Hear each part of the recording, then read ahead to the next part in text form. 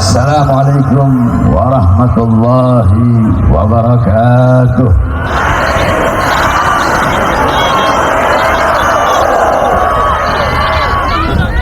Alhamdulillah, alhamdulillahil qawiyyi sultanuh, al-wadihil burhanuh, al-mabsut fil wujud karamuhu wa ihsanuh. Allahumma salli wa sallim wa barik wa karrim wa azim ala nuril anwar wa sirril asrar wa tiryatil akhyar wa miftahi babil yasar sayyidina wa maulana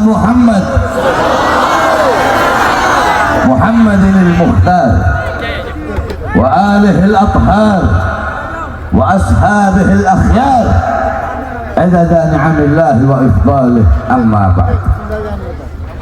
Yang saya cintai, yang saya muliakan, segenap para alim ulama, segenap para habaib, para kiai, para asatid, para tuan-tuan guru, para tokoh masyarakat, segenap aparat pemerintah, wabil khusus guru kita Al-Habib Rusli Al-Anggawi.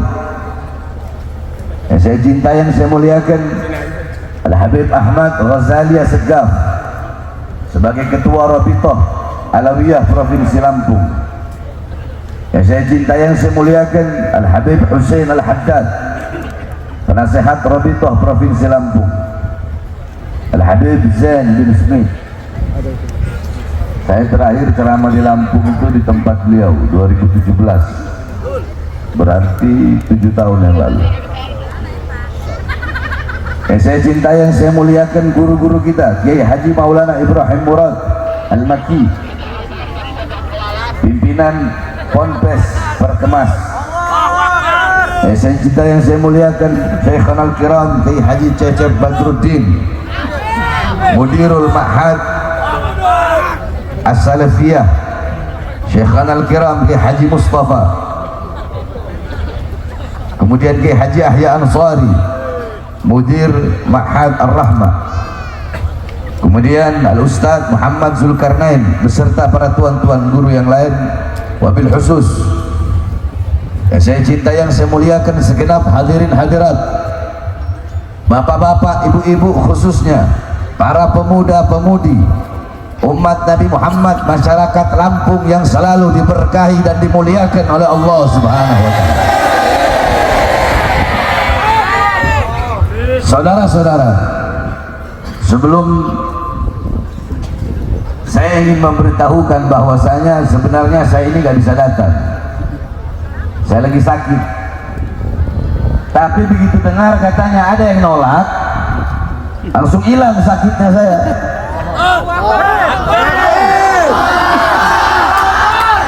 Saudara-saudara, saya sudah bilang berapa kali, jangan pernah kalian mengancam orang yang sudah berkali-kali mati.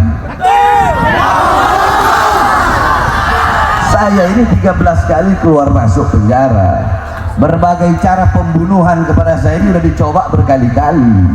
Terus saya mau diancam pakai puluhan orang, pakai ngomong kami tidak mau Habib Bahar hadir.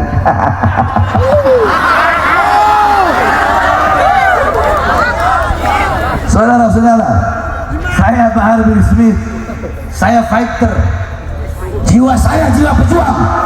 Saya tidak peduli seberapa besar ancaman hukuman, tetap saya akan tegak berdiri untuk melawan kebenaran. Jadi jangan pernah ancam-ancam saya. Kenapa? Sebab saya kalau ceramah keluar dari rumah, saya anggap diri saya sudah mati. Orang hidup atau mati itu resiko bagi saya, saudara.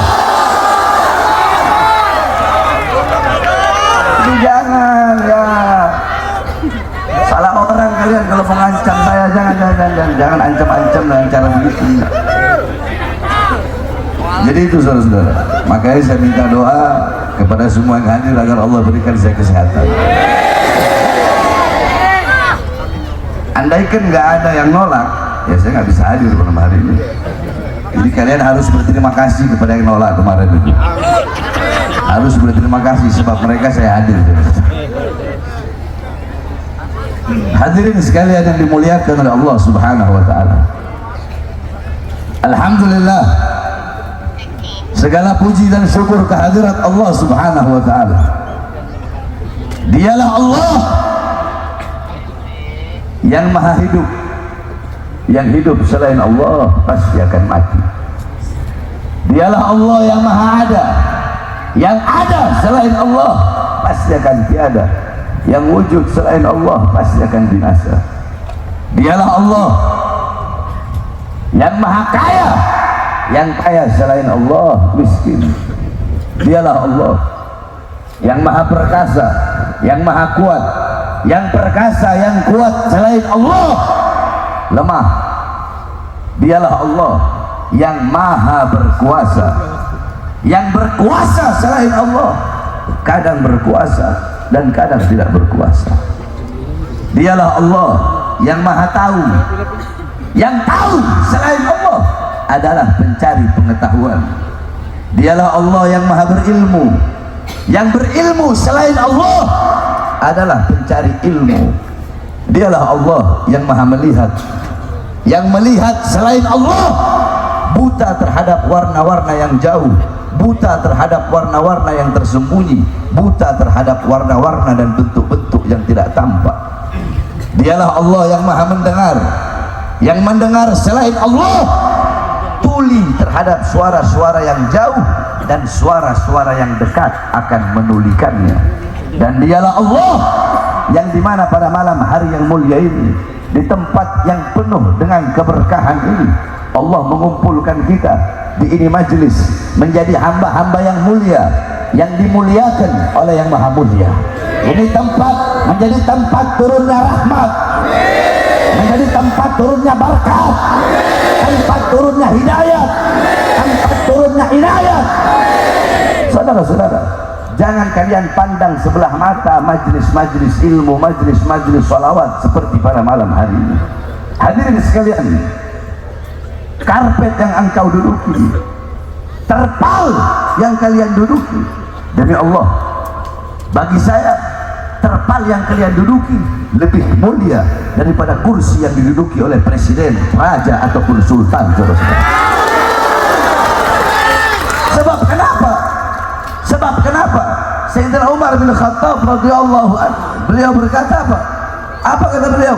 Inna Allah lam yahluk fi wajhil ardi turaban afdal min majlisil ilm.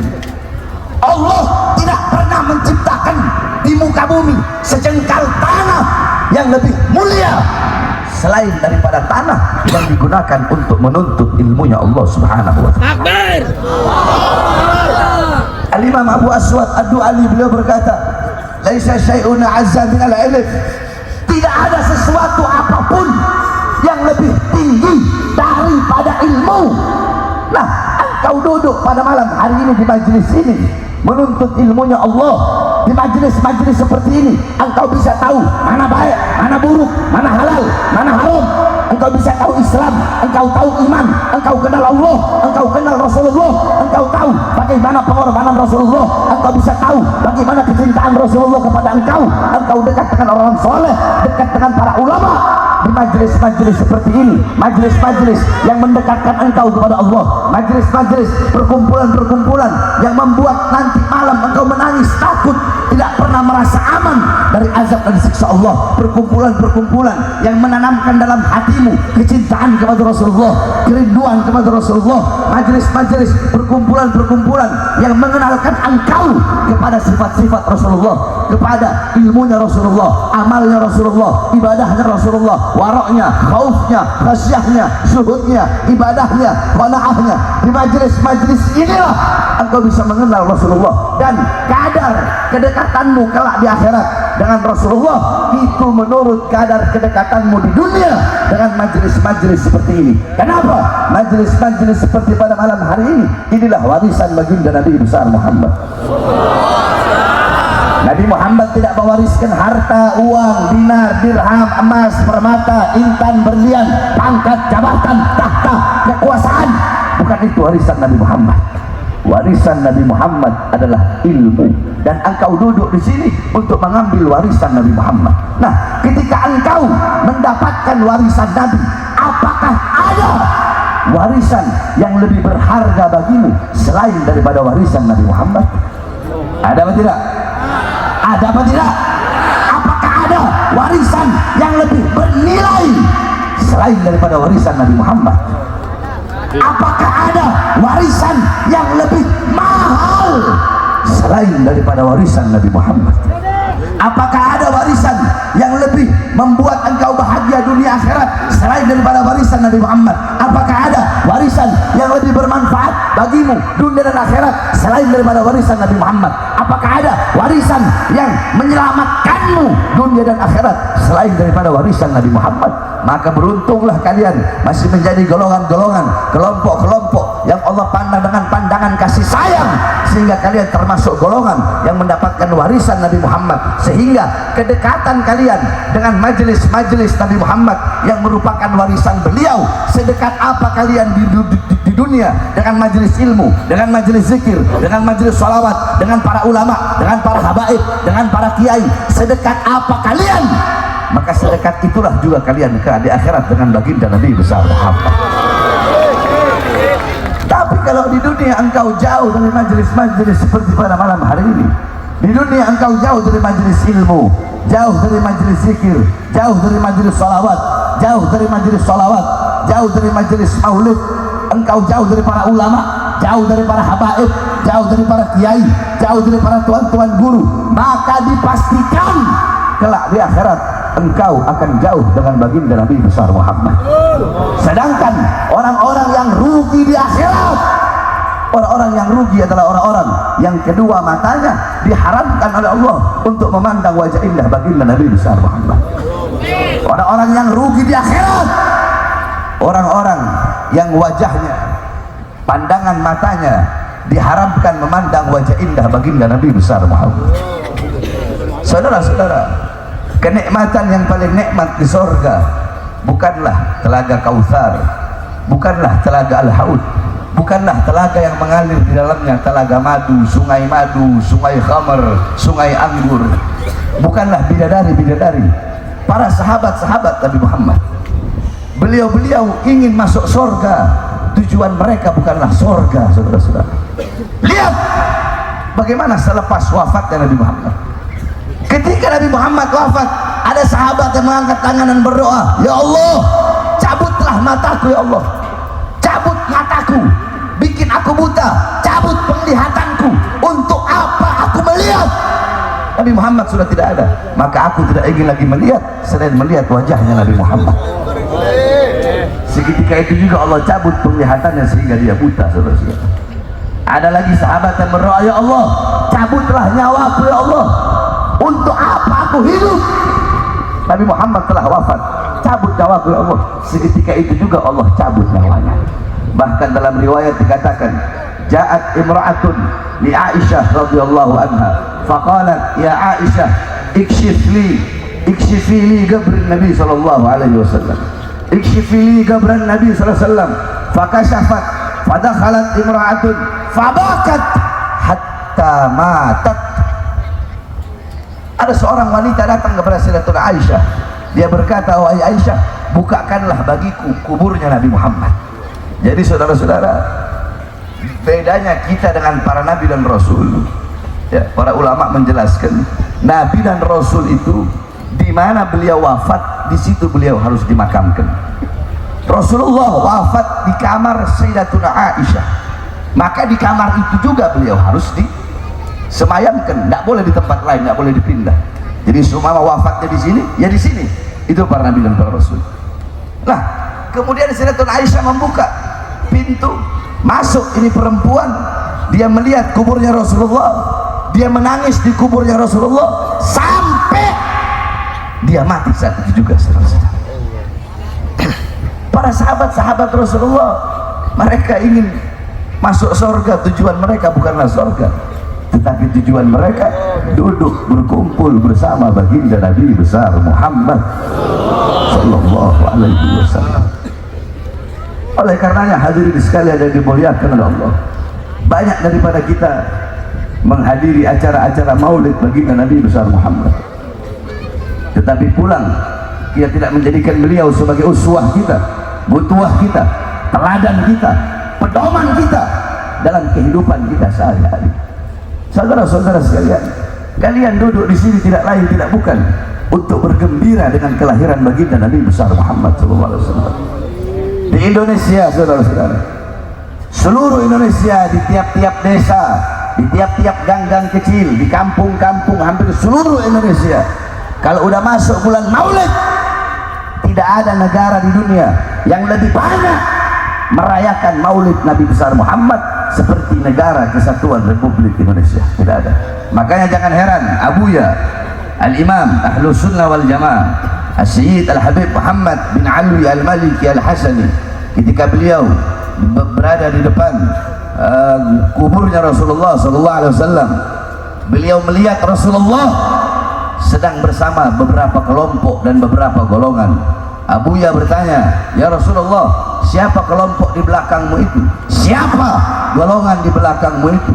Rasulullah berkata, "Mereka adalah kelompok yang aku cintai, golongan yang aku cintai, kelompok yang aku rindukan dan merindukanku, golongan yang aku rindukan dan merindukanku, golongan yang aku cintai dan mencintaiku." Siapa mereka ya Rasulullah? Kata Rasulullah, "Mereka adalah umat Islam Indonesia."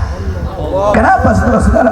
Karena kalau udah masuk bulan Maulid, tidak ada negara yang lebih banyak bikin acara Maulid, yang mulai dari rumah ke rumah, dari rumah ke rumah, dari kelurahan ke kelurahan, kecamatan ke kecamatan, kabupaten ke kabupaten, kota ke kota, daerah ke daerah, seluruh Indonesia itu pasti ada merayakan Maulid baginda Nabi besar Muhammad SAW.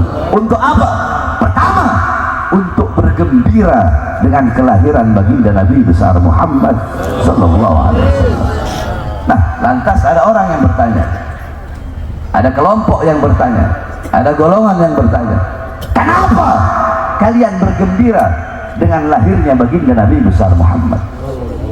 Saudara-saudara, Abuya Sayyid Al-Habib Muhammad Al-Maliki kembali menjawab, apakah pantas bagi orang-orang yang berakal, apakah pantas bagi orang-orang yang beriman bertanya, untuk apa kalian merayakan Maulid? Seakan-akan dia bertanya, untuk apa kalian bergembira dengan kelahiran baginda Nabi besar Muhammad? Maka jikalau ada yang nanti bertanya kepada kalian, kenapa kalian bergembira dengan lahirnya Nabi Muhammad?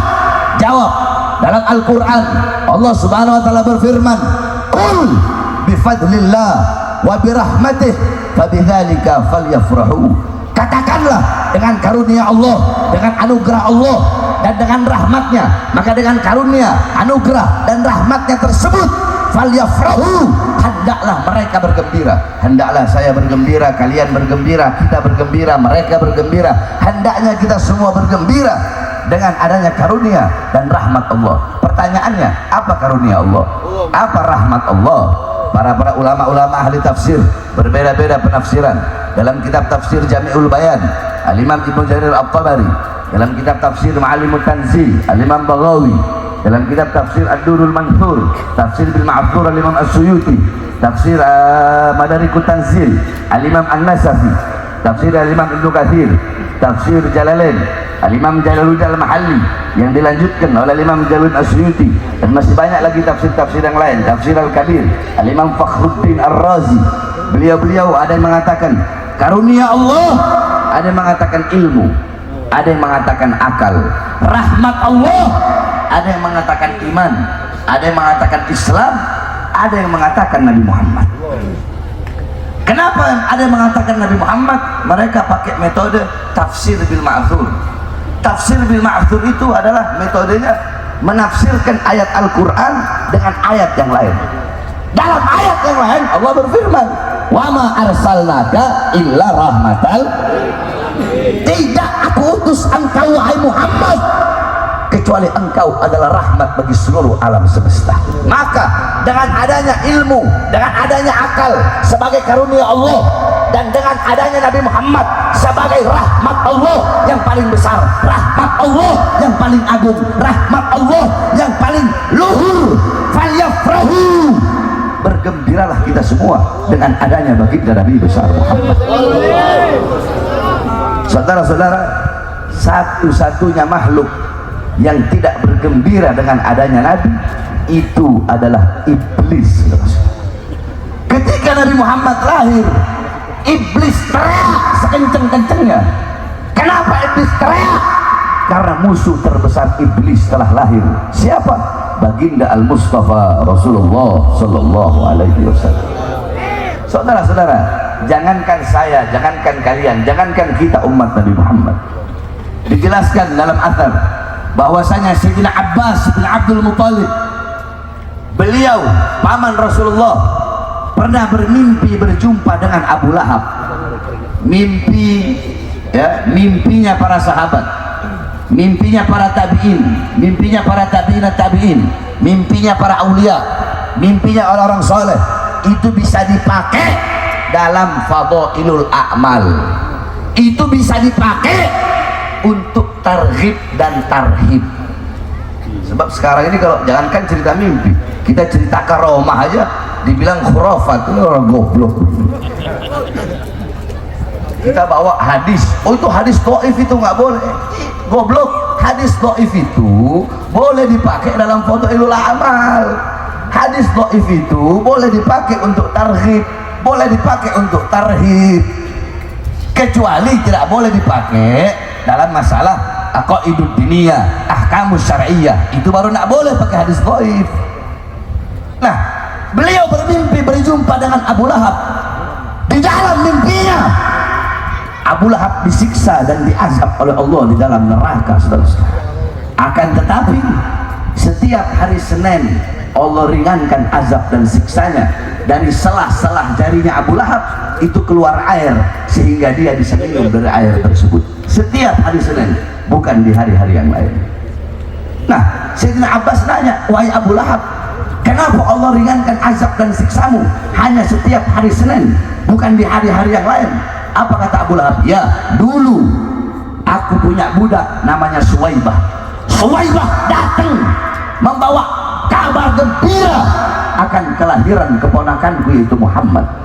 Saking senangnya aku, saking gembiranya aku, adat istiadat orang Arab, kalau ada yang datang bawa kabar gembira, mereka pasti akan memberikan hadiah kepada orang yang bawa kabar tersebut. Nah, Suwaibah budaknya Abu Lahab bawa kabar kelahiran Nabi Muhammad, maka sebagai hadiah Abu Lahab memerdekakan Suwaibah.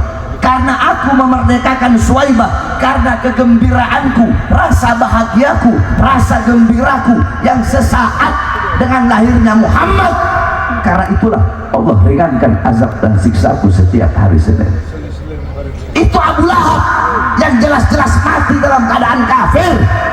Bagaimana kalau kita umat Nabi Muhammad yang cinta kepada Nabi, yang rindu kepada Nabi, kalau kita berbahagia di setiap helayan nafas kita dengan lahirnya baginda Nabi besar Muhammad.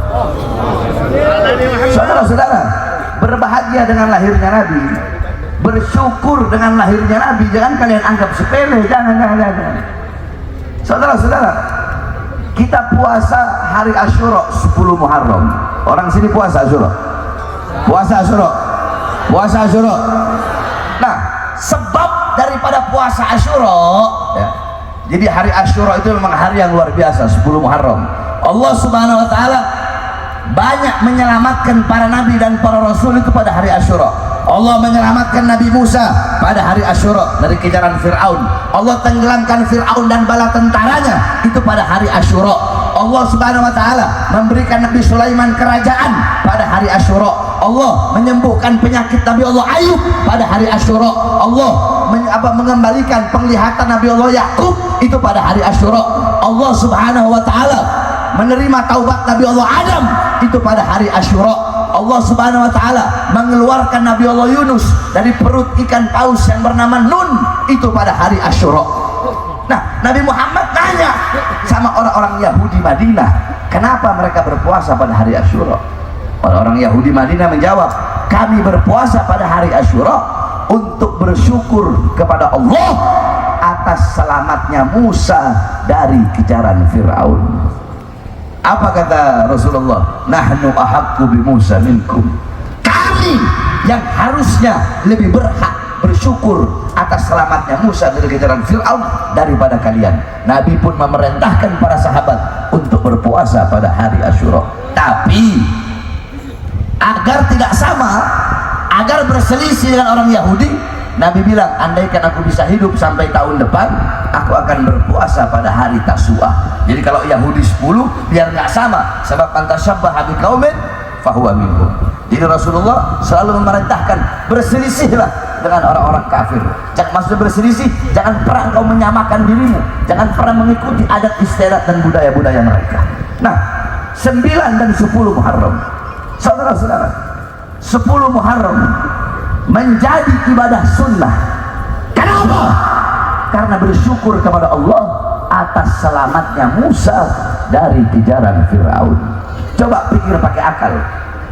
Jikalau bersyukur kepada Allah atas selamatnya Musa dari kejaran Fir'aun menjadi ibadah sunnah, maka bagaimana kita bersyukur kepada Allah atas selamatnya seluruh alam semesta, seluruh alam jagat raya dengan adanya baginda Nabi besar Muhammad. Bersyukur kepada Allah atas selamatnya Nabi Musa saja jadi ibadah sunnah. Bagaimana bersyukur kepada Allah atas selamatnya seluruh alam jagat raya ini berkat adanya Nabi Muhammad? Fakaifa tad'u ila dunya daruratu man laulahu lam tukhrajid dunya minal adami. Bagaimana mungkin Nabi Muhammad akan tertarik kepada keindahan dunia, kemewahan dunia, kejayaan dunia, sedangkan kalau bukan karena Nabi, dunia tidak akan pernah keluar dari ketiadaannya, dunia tidak akan pernah ada kalau bukan karena baginda Nabi besar Muhammad SAW. Bagaimana kita bersyukur kepada Allah? Sedangkan bersyukur dengan selamatnya Nabi Musa menjadi ibadah sunnah, saudara-saudara. Bagaimana kita bersyukur kepada Allah? Para nabi, para rasul, beliau-beliau terselamatkan berkat baginda Nabi besar Muhammad. Allah menerima taubat Nabi Adam. Kenapa? Karena Nabi Adam membawa nama Nabi Muhammad dalam pertaubatannya kepada Allah. Allah menyelamatkan Nabi Allah Adam alaihissalam. Kenapa? Karena dalam tulang sulbinya terdapat nur Nabi Muhammad. Nabi Allah Ibrahim Allah selamatkan dari apinya Namrud. Kenapa? Dalam tulang sulbinya terdapat nur Nabi Muhammad. Nabi Allah Ismail Allah selamatkan ketika akan disembelih, Allah ganti dengan seekor domba yang berasal dari sorga. Kenapa? Karena dalam tulang sulbinya terdapat nur baginda Nabi besar Muhammad.